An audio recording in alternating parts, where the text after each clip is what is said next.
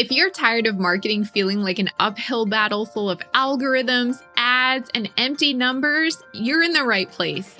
I'm Larissa Werstiak, founder of Joya, a women-founded and women-led marketing agency that believes compelling stories are at the heart of every legendary jewelry brand. For over 8 years, we've been elevating jewelry businesses of all sizes by focusing on what truly matters: heartfelt narratives, strategic content creation, and authentic connections.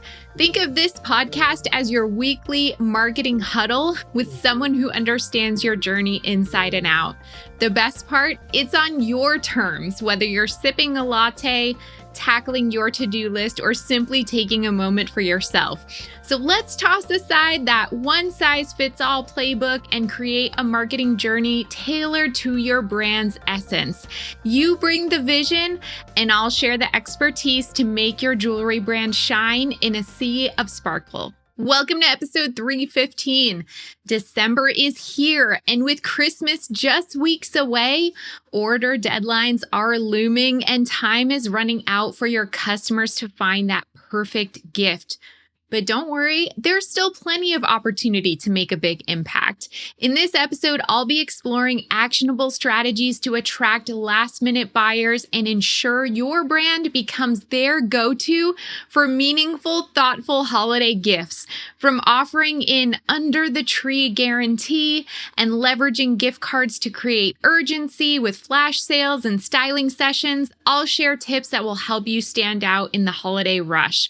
Plus, I'll talk about how to set those clear expectations with your customers to keep them happy and stress-free during this hectic time of year. And I've got a surprise for you in today's episode, a special guest interview, which I haven't done in a while. Any guesses on who it might be?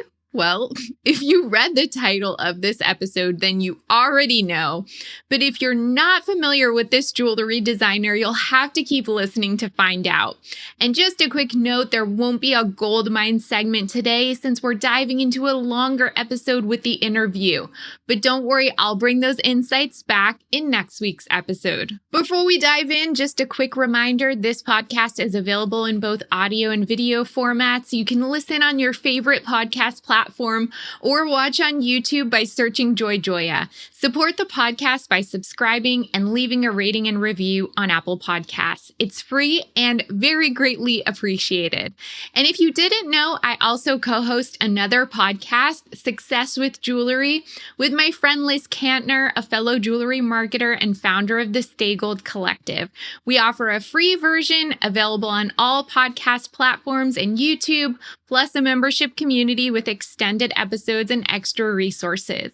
All right, well, if you didn't hear the bonus episode from last week, the Winter 2025 Emerging Jewelry Brand Incubator Grant is officially open for applications. If you're an independent jewelry brand looking to level up, well then listen up. One lucky brand will receive 6 months of full-service digital marketing support totally free, and that is a whopping $18,000 value.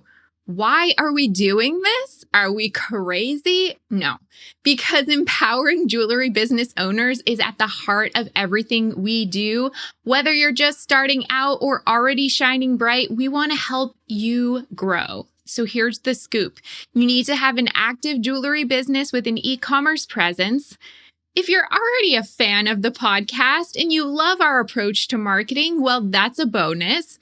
If you applied before but didn't get selected, please don't let that stop you. This could be your year. You'll want to go to jewelrybrandincubator.com before the deadline of Friday, January 3rd. And the application link is in the show notes as well. And today, I have a very special treat for you. I'm excited to share a short interview with Twyla Dill, the latest recipient of the Joya Jewelry Brand Incubator Grant, which kicked off this past August. So let's dive in and hear Twyla's thoughts on her experience with the grant and with working with our team. Hey, Twyla, thanks so much for joining me today. I'm really excited to chat with you. Hi, Larissa. Thanks for having me. I'm happy to be here. Why don't you give the listeners and viewers just like a quick a brief description of like who you are and your jewelry business. Yes, I am Twyla Dill. My jewelry business is also Twyla Dill. And I make pieces that are cast lace. So I actually hand crochet lace. I make a mold and then I cast it into metal. So I don't know if the detail is going to pick up on this camera, but essentially you get this great texture of thread, but it's solid metal. So that's what I do in my business. Yay. And how long have you been doing this for? Just about 10 years. It'll be 10 years like in January. Quite a while. That's very impressive. Yeah. I've shifted gears recently in the last like year and a half. I used to do pieces where I fabricated metal and hand crocheted on the edge. So it was the combination of thread and metal together. And now my new work is all the cast lace. So you were the recipient of the Joy Joya Incubator Grant back in August, and you've been working with us for like 4 or 5 months now. Uh-huh.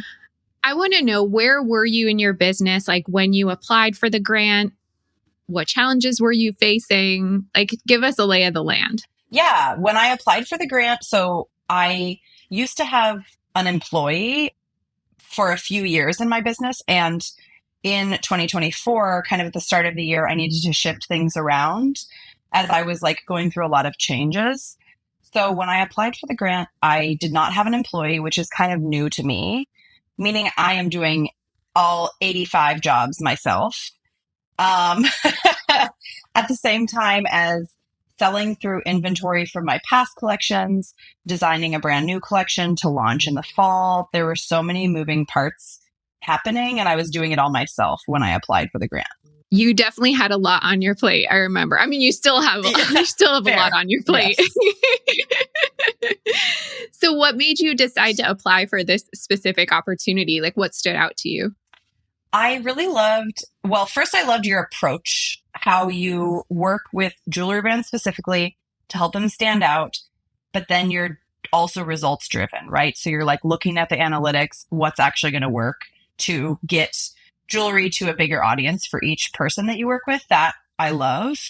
But the opportunity to work with you to like get a handle on the marketing components of things and kind of how I talk to my ideal clients was what really appealed to me, because those are some of the places that are hard for me, or you know, sometimes I feel like, oh, I don't have enough time to do it all. And yeah, I just wanted like somebody who's an expert to have eyes on my business and helping me move that forward. Sure. It's funny that you say that, because like from the outside perspective, it does feel like you have a really good handle on like the vision and the voice. And so it's like interesting to hear that. I think that's pretty common to think, oh, I don't have it all together. And then somebody from the outside is like, wow, you really know what you're talking about. And that's unfortunately common. And I'm actually working on that to realize like, okay, I know more than maybe I say I know, or more than I realize. But at the same time, like there are things, it's a combination of wanting eyes on my business and just not always having the time to implement everything. So even if I know I wanted to do something differently, make a change, write more emails, write blog posts, etc., I just might not always get around to it because I don't have the bandwidth to do everything myself. That's a really good point. I think a lot of people can probably relate to that. Like it's all in their head. Totally. But how do we get it out into the world? It's a lot of work. So what was it like? Oh, sorry. You're good. So what was it like for you being part of the incubator program? And yeah, share a little bit about the experience and about the support that you've received so far. It's been amazing. I think, well, so we meet once a month, and then you are writing emails for me. You are doing blog posts. You are providing me with social media ideas and a schedule and a calendar.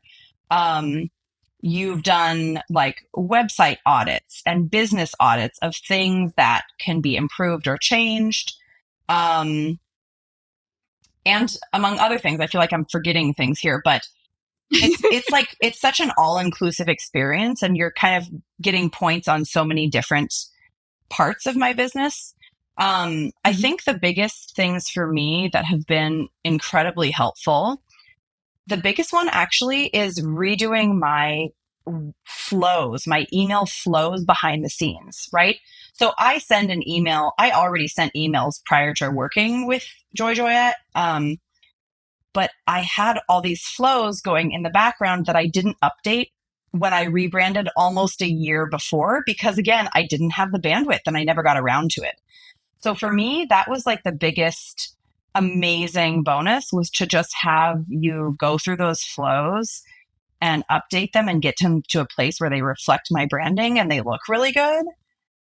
Yeah. Because that is something that now I don't have to touch for a while, and it kind of goes in the background, which means it's easy to forget to do. So that was huge. And then also the blog posts, which I know help drive like SEO and traffic to the website through all of that. Those were two things that I wasn't doing on my own, and I wasn't going to do, probably because I just wasn't going to get around to it. So that's been the Yeah. biggest kind of bonus. But even just like redoing my email templates so that I have emails that are like more visually appealing, more on brand, more like graphic and picture forward versus text forward, which is great for jewelry. Like all of those things are things that I wouldn't have done on my own. And now I have that kind of like template going forward. Yeah, I even forgot we did your flows. And that was one of the things that me and the team here, we were so excited about doing, because when you have really good pictures, you already have a really good story.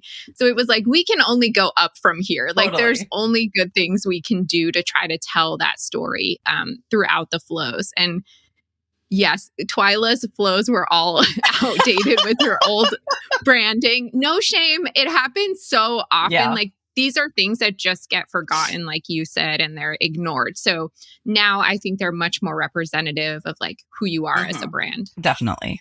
Yeah. Were there any aspects or so far that have surprised you about the grant program? I didn't know how in depth it would be. I mean, it did say that it was going to be in depth, but like getting like a website audit where it was like, okay, here are the things for like usability that should be changed or edited on the website. To be fair, I haven't been able to implement all of them yet, because also that takes time. However, like having that kind of like all inclusive, really in depth look at everything, I didn't realize how I guess how in depth that would be. And that's been really amazing. And then it's just been easy. Like sometimes when you work with somebody to do an aspect of your business, marketing, whatever, there's so much training to get somebody to like be on the same page, to understand your voice. And because you're experts in the jewelry field, you've made it very seamless, right? So instead of like me having to come up with all this information to share with you and train you, you're kind of training me. And like when you need information from me, sometimes you're doing a very thoughtful questionnaire where I can go through and answer questions, and then you take that and you kind of distill it down into a blog post or something. That's been incredibly like helpful. And so the ease of working with you surprised me, because I didn't have to like put all that upfront effort myself. That's a good point that I think isn't talked about enough as a business owner, because let's say you were to like hire us or even do the grant, like maybe there are cheaper labor options, or you could get like an intern or an assistant, but all the time that you'll have to spend training that person, there are trade-offs in that regard. There are definitely trade-offs. Were there any like really valuable lessons or takeaways that you've learned that you think, moving forward through the years as you continue to grow your business, that you'll really hold on to? I think remembering that the content you do in one place really can be repurposed a lot into other places. I kind of knew that before, but it's very helpful to have it repeated of like, okay, you wrote this blog post. Now that should turn into a few emails and a few social media posts and like be spread out through everything. Um, and then I think for jewelry, the emphasis on photos and how important they are. Um, Definitely, as we've done more like photo heavy emails and things, that's made me want to improve my photo taking and like getting more photos almost. I know I do have good photos and good photo shoots, but it makes me want to do that better and better um going forward. Um and I think also like remembering all the different touch points going forward. So like the blogs, for example, um and the email flows that are behind the scenes. Like I wasn't doing those at all and looking at them at all prior to working with you. And I think that's definitely something I'm going to remember going forward. It's like, okay, once a quarter, every 6 months, once a year, put that on your calendar and go through those things and make sure that they're up to date and make sure the links work and make sure they're visually still on brand with current products and all that kind of stuff. Yeah, such a great point. I love what you said about the photos too. If you're listening and you're not subscribed to Twyla's emails, you should sign up, because the thing is, even when I look at the emails like my team creates for you and we're like looking over the tests, we all say, wow, like when a picture's really good, it makes the email. Like it's not even any magic that we're bringing to it. It's just that like, oh, we picked a picture that like really brings it to life. And it's even the way that you're doing emails versus how I was doing them before, designing with photo heavy emails where this photo is like big and it's right in your face and it grabs somebody's attention versus kind of what I was doing before of like, okay, there's a photo there, but then there's like just like a huge block of text and it's not really well formatted. That's made a big difference. And I love the photo heavy emails. Have you noticed any like really direct impact on your business of the support that you've received? Like what are some quote unquote like results that you've noticed? It is still hard to see because I'm in such a transition phase of my business. Yes. And in transition phases, right, things can be a little up and down. The thing I forgot to mention was that you also like cleaned my email list. So that was actually huge because I was paying a huge amount for my email list because I had all these people and then some of them weren't opening the email. So that was another thing that you did that was crazy helpful. Was Twyla was paying like hundreds more dollars a month than she should have been. I was paying more than $300 a month for my email program, and now I'm paying like $66. So that was also incredibly helpful. And now I'm seeing like higher open rates, right? Because I don't have all these people that aren't opening the emails. So that is gonna like, I can already see that in higher open rates in my emails. The conversion rates, I actually have to look. I don't know if they've changed a crazy amount, but I did just have a good launch. And so I think the email open rates are always going to lead to like better conversions, better deliverability. Like overall, the list is just doing so much better. And then I have not looked at, I know that you have these analytics, but I haven't looked at it personally of like increased website traffic and things like that because of blog posts. So I think the thing is that marketing is like such a long-term thing, right? Yes, so thank you for saying that. So in 6 months of working together, it's not like it's going to skyrocket immediately, but this 6 months is setting me up for the next 3 years of success and increased like just visibility. So it's kind of hard to quantify 100%. in this moment, but it's definitely like setting that up for future. Yeah, I agree with you a lot. And that happens with clients that are either starting or they're in a transition period like you. Yeah. Like we're not going to go immediately level up like your revenue in 6 months. No. But I agree that those email marketing changes, increasing like the health of your list, Yes. huge. I mean, we Huge. were worried that like your emails were going to spam, that there were issues with like being on blacklists and Yes. stuff. And so we really cleaned up that list. Yeah. Yeah. I mean, my deliverability and my open rates of my emails really dropped at the beginning of this year. So when we started working together, they were very low, and now the open rates are very high, right? So that's like a very tangible change. Totally. Only have the people that want to be there. That's what we want. Definitely. Yeah. Don't pay for the ones that are just sitting there never opening an email. No. So for jewelry brands that are thinking about applying to the grant, do you have any advice that you would give to them? I would say be really excited and open. Like, share all the dreams and the big dreams that you have for your business, and get like specific if you have specifics about like where you want your business to go and what you're doing right now. And I don't know. Yeah, if you're going to apply, like put it all out on the table, because you never know what will happen. I've never won anything like this. And when I got the email, I was like, oh my gosh, really? This is so cool. I kind of did it with no intention of having anything come out of it, because you never know, right? And lots of people apply to grants.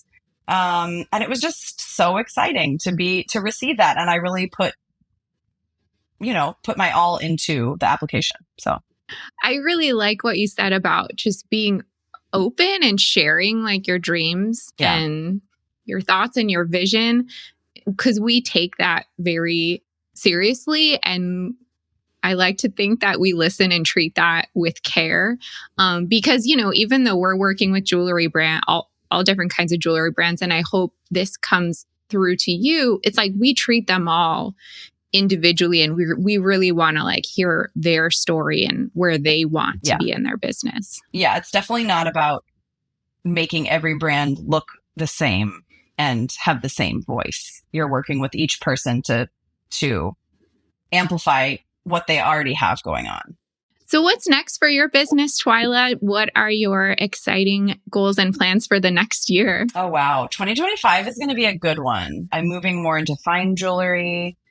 I am going to be launching an engagement and wedding band collection next year.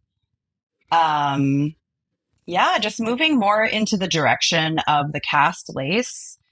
I really feel, even though I've been in business almost 10 years, I really feel that this new direction I'm going in and the new body of work kind of feels like starting over. And it feels like I'm now again in the first year of business. So it's very exciting to be going into the quote unquote second year of business with this new like brand and aesthetic and collection that I'm making. That's very exciting. And I love like how, I don't want to say it's brave, because it's not. I mean, maybe it's brave, but I think it's just cool and inspiring that you're open to kind of this like starting over, even after being established in like what you've been doing. Yeah, it's very interesting. I know so much more than when I started my business, but at the same time, it's helped me a lot to like look at it with fresh eyes and kind of treat it as a new beginning and decide where I want the business to go from here. Well, Twyla, thanks so much for chatting with me today. It's been like really fun working with you these past few months, and I hope that people taking this in also feel inspired to apply. Thank you so much. It's been an amazing opportunity, and I've absolutely loved working with you. Aw, thanks. I hope Twyla's interview provides valuable insight into the experience of being a grant recipient and inspires you to apply for the Winter 2025 edition. Again, you can visit jewelrybrandincubator.com to learn more and to apply. And feel free to reach out if you have any other questions. Okay, let's get into today's episode, my sparklers. The countdown to Christmas is on. With order deadlines looming, time is running out for your customers to find that perfect gift. But there's still time to make that big impact with them. So let's talk about how to snag those last-minute shoppers.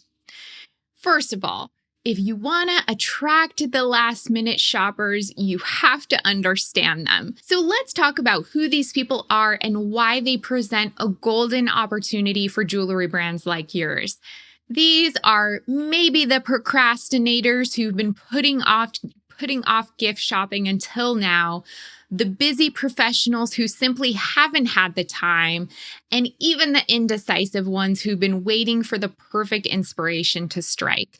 They're not looking for just any gift. They're seeking something thoughtful and meaningful, something that shows that they've put care into their choice. And this is where jewelry shines, both literally and figuratively. But what's on their minds as the clock ticks down? Well, their biggest concerns are fast and reliable shipping, having the confidence that the product they want is in stock, and finding something special without endless decision fatigue. And this is why you, as a jewelry brand, need to care. Last-minute shoppers are often also willing to spend more. They're compensating for the lost time by going all in on the perfect gift. And if you can meet their needs quickly and seamlessly, you're not just helping them, you're setting yourself up for some really impressive holiday sales. So let's cover some actionable strategies for snagging those last-minute shoppers. First, you want to make sure you're optimizing for convenience and clarity. Making the shopping process as smooth and straightforward as possible is key to capturing last-minute buyers. So start by clearly communicating your order deadlines for Christmas delivery everywhere, across your website, on your social media, in your email marketing campaigns. Don't make customers have to hunt for this information. It should basically be smacking them across the face.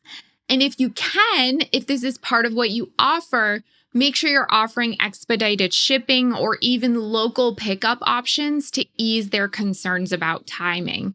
Also, you might even want to curate a last-minute gift guide that highlights ready-to-ship items, the things that will get to them the fastest, even gift cards, making it easy for those shoppers to find the perfect solution without having to overthink things. Next, leverage gift cards. So gift cards can be the ultimate fallback for those last-minute shoppers, and they don't have to feel impersonal. Market them as thoughtful and flexible options with creative messaging like the gift that always fits. Not everyone knows everyone's jewelry size, or let them choose their dream jewelry. I mean, it's kind of nice when you give someone the power and the option to choose what they like. So if you don't already, consider offering digital gift cards. If you can, make them have festive, customizable designs. Those are perfect no-brainers for quick delivery.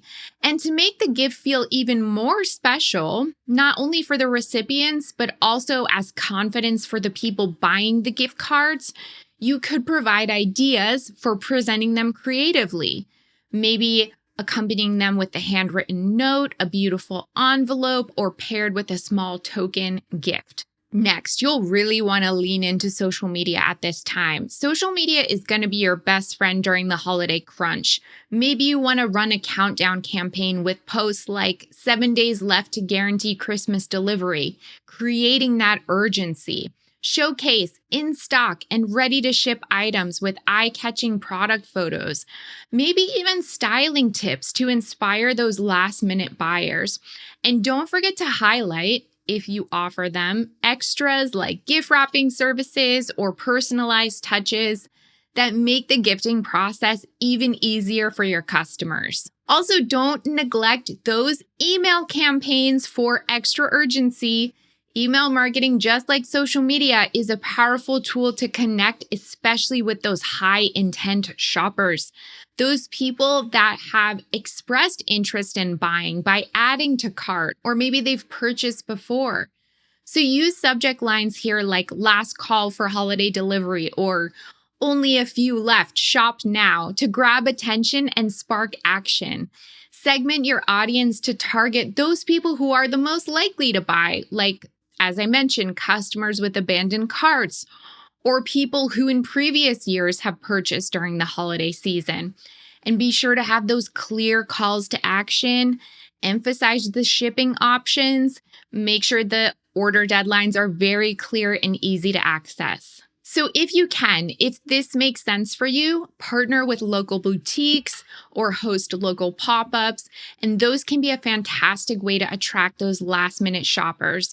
Local events create a sense of immediacy and community while also giving shoppers confidence that they can pick up their items on time. For brands catering to a local audience, promoting pickup options can be a game changer for customers looking to avoid shipping delays. And the last tip I have is to incentivize immediate purchases. So encourage last-minute shoppers to act quickly, perhaps by offering exclusive perks that make them want to take action. Those could be free rush shipping, complimentary gift wrapping. Those things can be powerful incentives for those customers who are racing against the clock. You can also tap into the scarcity mindset by highlighting things that are limited stock if they're really popular, and make it clear that time is running out to secure the perfect gift. Looking for some other creative last-minute marketing ideas?